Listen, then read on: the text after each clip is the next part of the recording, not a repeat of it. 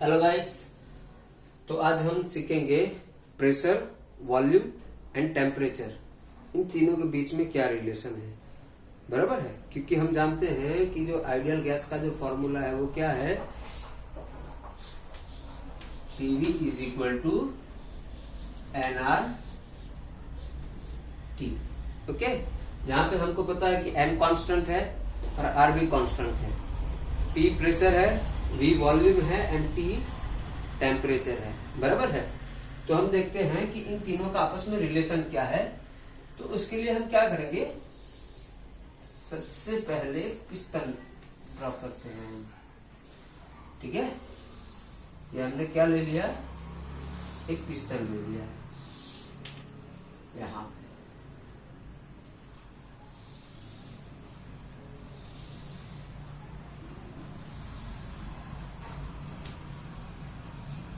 ये है हमारा एक पिस्टन है। ओके, अभी इसके अंदर क्या है, कुछ गैस पार्टिकल्स। क्या है, गैस मॉलिक्यूल भी आप कह सकते हो, पार्टिकल भी कह सकते हो, कोई प्रॉब्लम नहीं है। बस हमको जो समझना है उसके ऊपर फोकस करना है। ओके, अभी हम जानते हैं कि जब हम इस पिस्टन में हम बाहर से हीट देंगे, क्या देंगे, हीट मतलब कि गर्मी, जो हम जानते हैं ऑलरेडी। बराबर है। तो जब हम इसको हीट देंगे, कितना हीट का हम सिंबल दे देते हैं Q। ओके, अभी हम यहां से कुछ हीट को हम यहाँ पे सप्लाई करेंगे। हम ये नहीं बोलेंगे यहाँ पे कि कितना हीट सप्लाई किया, अभी उसकी हम वैल्यू नहीं लेंगे। हम बस खाली इतना बोलेंगे कि यहां से हमने क्या किया है, हीट सप्लाई किया है पिस्टन के अंदर, सॉरी ये जो हमने सिस्टम बनाया है उसके अंदर। तो क्या होगा, इसके अंदर जितने भी ये पार्टिकल्स दिखाई दे रहे हैं, मैं इसको थोड़ा डार्क कर देता हूं ताकि कैमरे में इजी से इसको हम देख सके।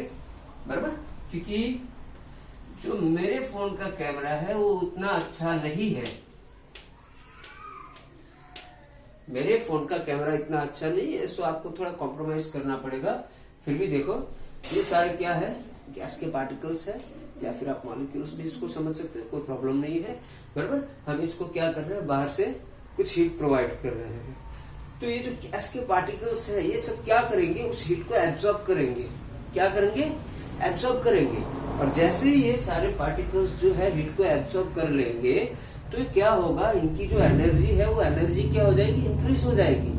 क्या हो जाएगी, इंक्रीज हो जाएगी। जब पार्टिकल्स की एनर्जी इंक्रीज होती है तो पार्टिकल का जो मोमेंटम है, मोशन है, वो भी इंक्रीज होता है। जैसे कि पार्टिकल्स जो होते हैं वो क्या करते हैं, वो वाइब्रेट करते रहते हैं, ऐसे ऐसे ऐसे ऐसे वाइब्रेट करते रहते हैं। बराबर है। तो जैसे ही हम पार्टिकल्स को एनर्जी देते हैं, मतलब कि हीट को वो एब्जॉर्ब करके अपनी जब एनर्जी को इंक्रीज करता है, तो उसका जो वाइब्रेशन है, वो वाइब्रेशन कैसा हो जाता है, ज्यादा हो जाता है। और उसकी स्पीड भी कैसी होती है, वो बढ़ जाती है। और साथ में क्या होता है, जो पार्टिकल्स होता है उसका रोटेशनल, मतलब कि अपने एक्सिस पे वो क्या करता है, ऐसे रोटेट करता रहता है। एग्जाम्पल के थ्रू अगर हम समझे तो हमारा जो लट्टू होता है, वो बच्चे लोग खेलते हैं, पता है, जो क्या करते हैं, उसको रस्सी से ऐसे लपेटते हैं, उसके बाद में उसको हाथ से पकड़ के फेंक के उसको घुमाते हैं, तो वो क्या करता है, वो अपने एक्सिस पे घूमता रहता है लट्टू। सेम कंडीशन ये पार्टिकल्स की भी होती है, वो भी रोटेट होता रहता है अपने एक्सिस पे। बराबर है। तो जैसे ये हीट को एब्जॉर्ब करेगा तो इसकी एनर्जी क्या होने वाली है, हमको पता है, वो इंक्रीज होने वाली है।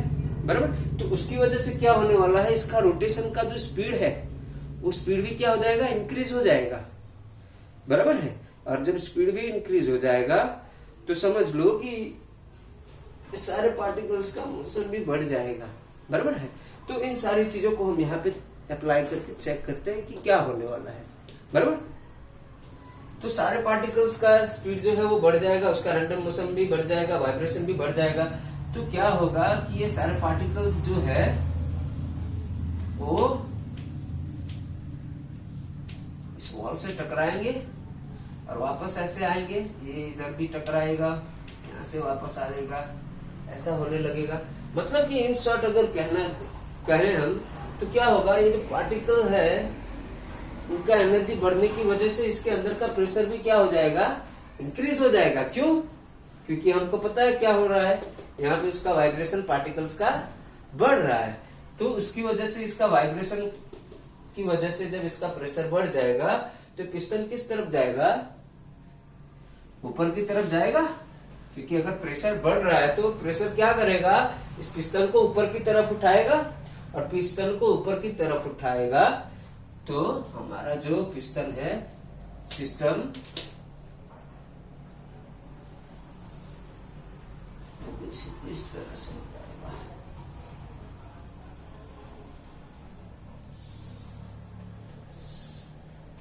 ओके, तो पिस्टन हमारा ये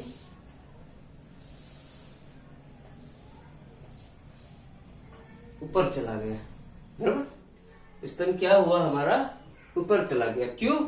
क्योंकि पार्टिकल्स ने हीट को एब्सॉर्ब करके अपनी एनर्जी को इंक्रीज कर लिया था, और जिसकी वजह से उनका जो वाइब्रेशन है वो वाइब्रेशन बढ़ गया और उनका प्रेशर भी बढ़ गया, और प्रेशर बढ़ने की वजह से पिस्टन जो है हमारा वो ऊपर चला गया। अगर हम इसका एकदम सिंपल एग्जांपल देखें तो हमारे घर में हम दिन बरोज इसको किचन के अंदर यूज करते रहते हैं। जैसे कि हम जानते हैं कि हमारा जो प्रेशर कुकर होता है, प्रेशर कुकर के अंदर ये सेम प्रोसेस होता है। हमको पता है कि इसके अंदर जब भी हम कुछ भी दाल या चावल पकाने के लिए उसको जब भी यूज करते हैं प्रेशर कुकर को, तो सबसे पहले क्या करते हैं, अगर दाल पका रहे हैं तो क्या करेंगे, सबसे पहले थोड़ी सी दाल लेंगे, बराबर। उसको हम क्या करेंगे, प्रेशर जो हमारा कुकर होता है उसके अंदर डाल देंगे, बराबर है। फिर उसके साथ में अगर कुछ वेजिटेबल्स कुछ भी डालना होगा तो उसको कट करके भी उसको अंदर डाल देंगे। उसके बाद उसमें क्या भर देंगे, हम पानी भर देंगे, बराबर है ना। तो क्या हो जाएगा, उसको फिर हम ऊपर से ढक्कन से पैक कर देंगे, बराबर। ढक्कन से पैक करने के बाद क्या हो जाएगा, उस ऑल साइड से क्या हो जाएगा, प्रेशर कुकर हमारा एकदम टाइटली पैक हो जाएगा, बराबर है ना। ना ही अंदर की हवा बाहर जा सकती है, ना ही बाहर की हवा अंदर जा सकती है। फिर हम उसको क्या करेंगे, जो हमारा गैस का चूल्हा होता है उसके ऊपर रखेंगे, वो बर्नर चालू करेंगे, लाइटर से ऑन करेंगे, गैस को जलाएंगे हम, बराबर है। और तो हमारा जो प्रेशर कुकर है उसके अंदर का वाटर वो गर्म होगा। क्यों? क्योंकि हम उसको बाहर से हीट दे रहे हैं, बराबर। जैसे ही हम बाहर से उसको हीट देना चालू करेंगे, कुछ टाइम के बाद जो हमारा प्रेशर कुकर है वो काफी गर्म हो जाएगा। और प्रेशर कुकर गर्म होने की वजह से क्या हो जाएगा, उसके अंदर जो पानी भरा है, वाटर भरा है, वो वाटर का क्या हो जाएगा, वेपराइजेशन हो जाएगा। हम जानते ही है, क्योंकि अगर ज्यादा टेम्परेचर बढ़ रहा है तो क्या होगा, वाटर का वेपराइजेशन हो जाएगा। और वाटर का वेपराइजेशन हो जाएगा तो धीरे धीरे अंदर क्या बढ़ने लगेगा, वेपर बढ़ने लगेगा, बराबर है। वेपर बढ़ने लगेगा तो ज्यादा से ज्यादा वेपर बढ़ेगा। अभी शुरुआत में थोड़ा वेपर बढ़ा, उसके थोड़े टाइम बाद और वेपर बढ़ गया, उसके थोड़े टाइम के बाद और वेपर बढ़ गया। धीरे धीरे क्या हो रहा है, अंदर वेपर की क्वांटिटी बढ़ती जाती है। तो एक टाइम ऐसा आता है कि उसके अंदर इतना ज्यादा प्रेशर बन जाता है वो वेपर्स की वजह से, कि वो जो हमारा जो ऊपर सीटी लगाया होता है, जो प्रेशर कुकर का ढक्कन होता है उसके ऊपर की सीटी लगाई होती है, वो जो वेपर है उस सीटी को प्रेशराइज करता है और उसको क्या करता है, उठा देता है। जब उसको वो उठाता है तो उसको वहां से बाहर निकलने का रास्ता मिलता है, बराबर है ना। क्योंकि वो सारे जो वेपर्स होते हैं वो हीटेड होते हैं, काफी गर्म होते हैं, और गर्म होने की वजह से उनकी एनर्जी कैसी होती है, वेरी हाई होती है, जिसकी वजह से वो प्रेशर ज्यादा क्रिएट करता है, ज्यादा रैंडम मोशन करता है। इसलिए वो ऑल सरफेस पे क्या करता है, प्रेशर देता है, ज्यादा प्रेशर देता है, बराबर। सो सेम कंडीशन यहाँ पे भी होता है। ओके, सपोज करो कि यहाँ पे हमारा जो प्रेशर था अब P1 था, बराबर, और वॉल्यूम कितना था, V1 था, और टेम्परेचर, इसका टेम्परेचर जो था वो T1 था, बराबर। बाहर से हीट देने की वजह से क्या हुआ, इसमें प्रेशर इंक्रीज हुआ, ज्यादा हुआ, बराबर, और वॉल्यूम भी बढ़ गया और इसका टेम्परेचर भी बढ़ गया, बराबर। सो हम यहाँ पे क्या करेंगे, यहाँ का जो प्रेशर है इसको हम P2 से नोट कर देते हैं, इसको हम V2 से नोट कर देते हैं, और इसको हम T2 से नोट कर देते हैं। सिंपल है। अभी इसमें हम आगे एक और चीज सीखेंगे जो है प्रेशर के रिलेटेड, बराबर। सपोज करो कि ये जो पिस्टन है इसके ऊपर एटमॉस्फेयर के थ्रू थोड़ा तो दबाव लगेगा, बराबर। और इसका खुद का वेट है, मास है इसका, हम इसका मास ले लेते हैं, वेट नहीं लेंगे क्योंकि ज्यादा करके मास का ही यूज करके इसको एक्सप्लेन किया जाता है इसके लिए। सो हम इसको, इसका मास जो है वो 5 kg लेते हैं, बराबर है। या फिर यूं कह ले कि प्रेशर जो लगता है ये पिस्टन के थ्रू इस सिस्टम के अंदर गैस पार्टिकल्स पे, वो कितना लगता है, 10 newton into metre square, sorry metre square minus आएगा यहाँ पे, क्योंकि हमको पता है pressure is equal to force by area. तो ये फोर्स का यूनिट हो गया न्यूटन एंड एरिया का यूनिट हो गया मीटर स्क्वायर। वेरी सिंपल, बराबर है। तो इसके थ्रू एयर पार्टिकल्स को लगने वाला प्रेशर कितना है, 10 न्यूटन मीटर पर मीटर रेज़ टू -2 है, बराबर है। तो इसका मतलब क्या हुआ, अभी यहाँ पे पिस्टन रुका है, तो इसका मतलब क्या होगा, पिस्टन कब रुकेगा कि जब नीचे से लगता हुआ प्रेशर, गैस पार्टिकल्स के थ्रू पिस्टन पे लगता हुआ प्रेशर और पिस्टन के थ्रू, या फिर ऐसे भी कह लो कि पिस्टन के साथ साथ एटमॉस्फेयर के थ्रू इस गैस पे लगता हुआ प्रेशर दोनों इक्वल होगा, तभी तो प्रेशर, सॉरी, पिस्टन स्टॉप होगा, बराबर है। मेरे कहने का मतलब अगर आप समझ जाओ तो अच्छा होगा। जैसे कि अगर पिस्टन के थ्रू गैस पे लगता हुआ प्रेशर ज्यादा होगा और गैस का प्रेशर कम होगा तो पिस्टन क्या होगा, नीचे आएगा, सही बात है ना। और अगर गैस पार्टिकल्स के थ्रू इस पिस्टन के ऊपर प्रेशर ज्यादा लगेगा तो क्या होगा, ये पिस्टन जो है वो ऊपर की तरफ जाएगा, बराबर। लेकिन यहाँ पे क्या है, पिस्टन स्टॉप है, क्या है, पिस्टन स्टॉप है। मतलब क्या होगा कि प्रेशर जो है वो गैस पार्टिकल्स के थ्रू भी लग रहा है और इसके एटमॉस्फेयर के थ्रू भी और पिस्टन के थ्रू भी लग रहा है। तो गैस पार्टिकल के थ्रू जो पिस्टन के ऊपर प्रेशर लग रहा है वो प्रेशर, और जो पिस्टन के थ्रू और एटमॉस्फेयर के थ्रू जो इस पार्टिकल्स के ऊपर प्रेशर लग रहा है वो भी कैसा है, सेम है। इसलिए ये पिस्टन अभी कैसा है, स्टॉप पोजीशन में है। आप मेरी बातों को अच्छे से समझ पा रहे होगे कि अगर दोनों तरफ से प्रेशर, फोर्स, प्रेशर अगर इक्वल होगा तभी वो स्टॉप पोजीशन में रहेगा। नहीं तो अगर ये वाले हैंड के थ्रू इस पे ज्यादा प्रेशर लगेगा तो ये वाला हैंड पीछे हो जाएगा। आप इस बात को समझ सकते हो, बराबर।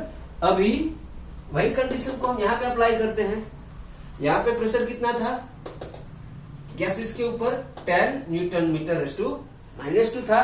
तो सेम कंडीशन यहाँ पे भी वही है, पिस्टन तो वही है, एटमॉस्फेयर भी वही है, एटमॉस्फेयर में कोई चेंजिंग नहीं है। मतलब कि इस गैस पार्टिकल्स के ऊपर लगने वाला प्रेशर कितना है, वही का वही रहेगा, constant, 10 newton metre raise to -2। Simple हो रहा है ना। तो इसका मतलब क्या होगा, ये P2 की वैल्यू भी उतनी रहेगी क्योंकि यहाँ पे पिस्टन कैसा है, स्टॉप कंडीशन में है। मतलब कि पिस्टन के थ्रू लगता हुआ गैस के ऊपर प्रेशर और गैस के थ्रू पिस्टन के ऊपर लगता हुआ प्रेशर कैसा है, इक्वल है, तभी ये पिस्टन अभी स्टॉप है, बराबर है। सो यहाँ पे हमारा P2 भी कितना रहेगा, 10 न्यूटन मीटर रेज़ टू -2। मैंने इसको नीचे लिखा है ताकि आपको आसानी से दिखाई दे। ओके, सो वॉल्यूम की बात करें, इसमें वॉल्यूम कैसा है, V1 है, और इसमें वॉल्यूम कैसा है, ये वाली फिगर में वॉल्यूम बड़ा है। मतलब कि यहां पे हम इजीली कह सकते हैं कि वॉल्यूम V1,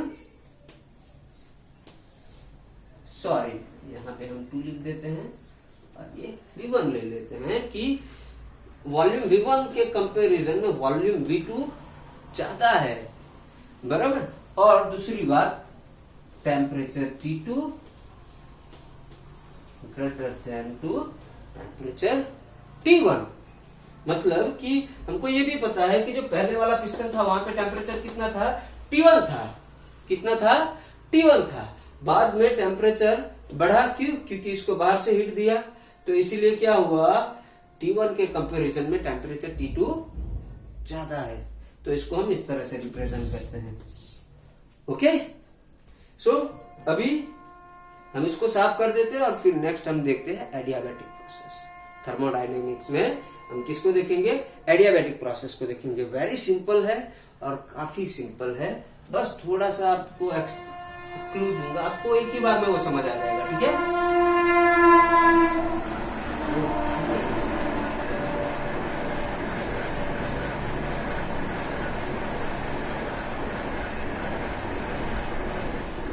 ओके तो हम क्या पढ़ेंगे अभी? एडियाबैटिक प्रोसेस, बराबर।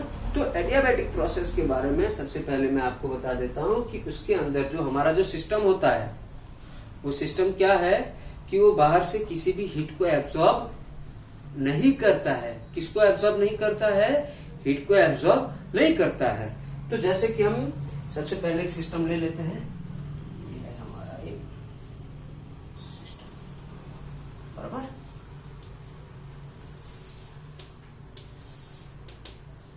और ये हमारा पिस्टन है। हम कौन सी प्रोसेस कर रहे हैं? एडियाबैटिक।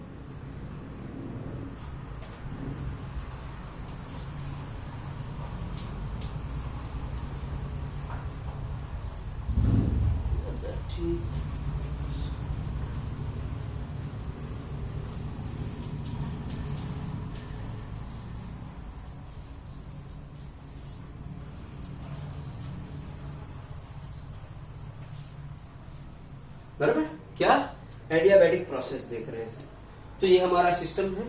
ओके, यहाँ पे हमको पता है कुछ गैस पार्टिकल्स या फिर हम गैस मॉलिक्यूल्स जो भी ले, कोई दिक्कत नहीं है, बराबर। तो इसका प्रेशर कितना है?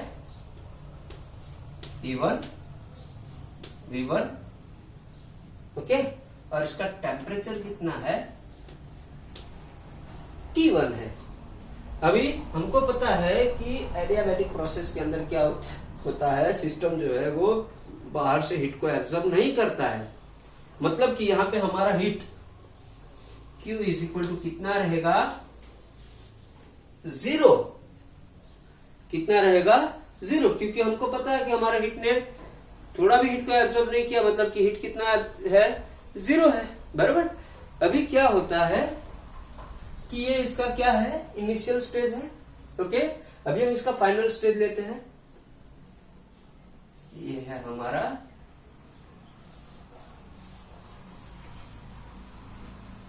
Final stage. ओके,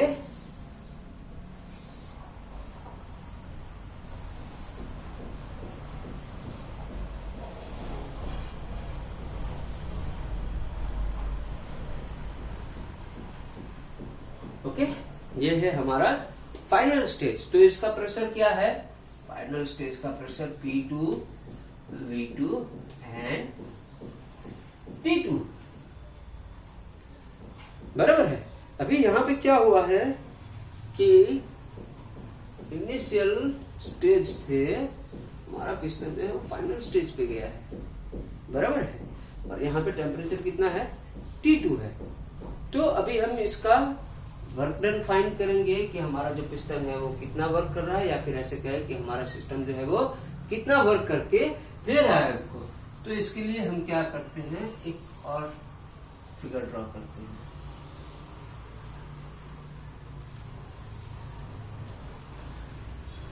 ओके, सो यहां से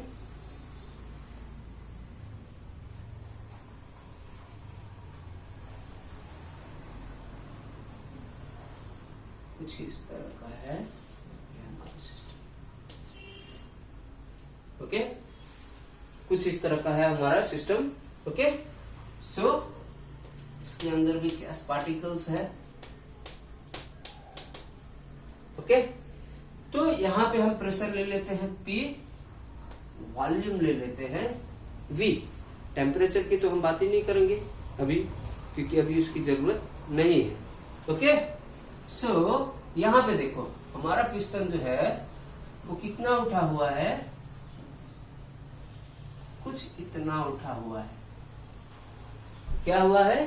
पिस्टन ने इतना डिस्टेंस कवर किया है, बराबर है। तो वो डिस्टेंस कैसा है, वेरी स्मॉल है, बराबर, वेरी स्मॉल है, मतलब कि हम इसका डिस्टेंस कितना लेते हैं, dx, कितना लेते हैं डिस्टेंस, dx लेते हैं, ओके। अभी ये डिस्टेंस dx है। अभी यहाँ पे इंटरेस्टिंग एक और बात है कि ये जो हमारा सरफेस है वो कैसा है, सर्कल है, बराबर, मतलब कि ये वाला हमारा पिस्टन भी कितना है, कैसा है, एक सर्कल पाथ में, सर्कल है, सॉरी पाथ नहीं, एक सर्कल जैसा है, बराबर। तो इसका एरिया अगर ए है, एरिया कितना है, ए है, तो इस पिस्टन के नीचे का जो सर्कल है उसका एरिया भी कितना होगा, ए होगा, बराबर है। सो यहां पे हम वर्क लेते हैं डेल्टा